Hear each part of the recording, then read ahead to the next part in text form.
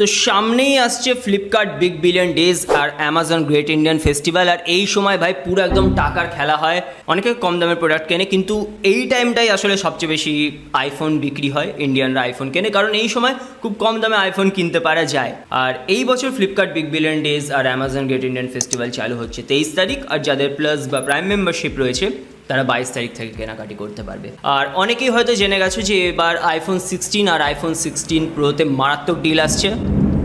IPhone 16 তোমরা 52,000 টাকায় কিনতে পারবে, যেটা প্রায় 80,000 টাকায় লঞ্চ হয়েছিল। আর আইফোন 16 প্রো তোমরা 75,000 টাকায় কিনতে পারবে, যেটা প্রায় 1,10,000 টাকায় লঞ্চ হয়েছিল। কথা বলবো, যদি এগুলো তোমরা কিনতেই চাও তাহলে কোন জিনিসের ওপর তোমাদের সবচেয়ে বেশি ধ্যান দেওয়া উচিত। প্রথম কথা, অবশ্যই প্লাস আর প্রাইম মেম্বারশিপ জোগাড় করে নাও। যদি নিজের না থাকে কোনো বন্ধুকে দিয়ে করাও, তার অ্যাকাউন্টটা লগ ইন করে নাও তাকে বলে। এবার যদি সেটা সম্ভব না হয়, যদি সেই অর্ডার করবে বলে রাখে, তাহলে একটা জিনিস খেয়াল রেখো, তোমার অ্যাড্রেসটা ভাই প্লিজ তাকে বলে আগে থেকে সেভ করে রাখো। বন্ধুরা ভুলে যাবেই, অ্যাড্রেস সেভ করতে ভুলে যাবে। এরপর যদি কোনোভাবে কার্ড অ্যাডেড না থাকে তাহলে কার্ডটাও অ্যাড করে রাখো, মানে কার্ডের ডিটেলস, এক্সপায়ারি ডেট, সিভিভি, সব কিছু।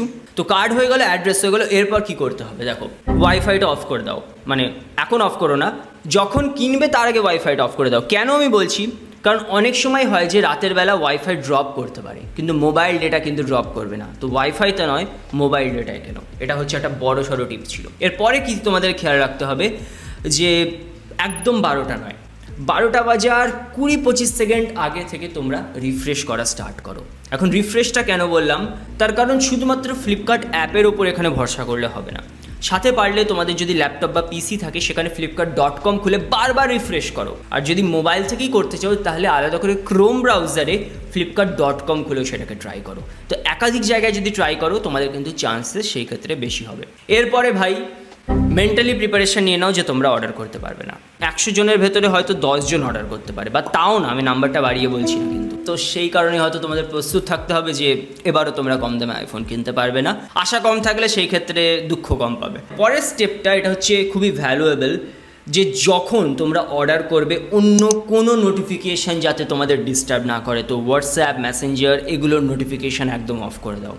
এখন যদি নিজে অর্ডার করো আর অন্যের কার্ড দিয়ে হয়, সেক্ষেত্রে আবার ওটিপিটা লাগবে। তো পারলে 1-2 মিনিট আগে থেকেই বন্ধুর সাথে কলে তোমরা লাইভ থাকো, যাতে তার কাছে যখন ওটিপি আসে সে সঙ্গে সঙ্গে তোমাদের বলতে পারে, তোমাদের বারবার অ্যাপের ভেতরে সুইচ করা না লাগে। এরপরের স্টেপটা বন্ধুরা খুবই ইম্পর্টেন্ট, সেটা হচ্ছে এটা ফ্লিপকার্টের একটা মেন্টাল ট্রিক।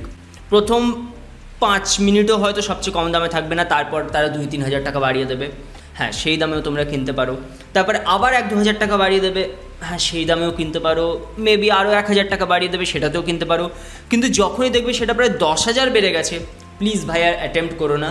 কারণ 70,000 টাকা বা 75,000 টাকাটাও কিছু কম নয়। আর সেটা বেড়ে গিয়ে যদি 85,000 টাকা হয়ে যায়, সেটা কিন্তু একটা বড় সড়ো অ্যামাউন্ট হয়ে যায়।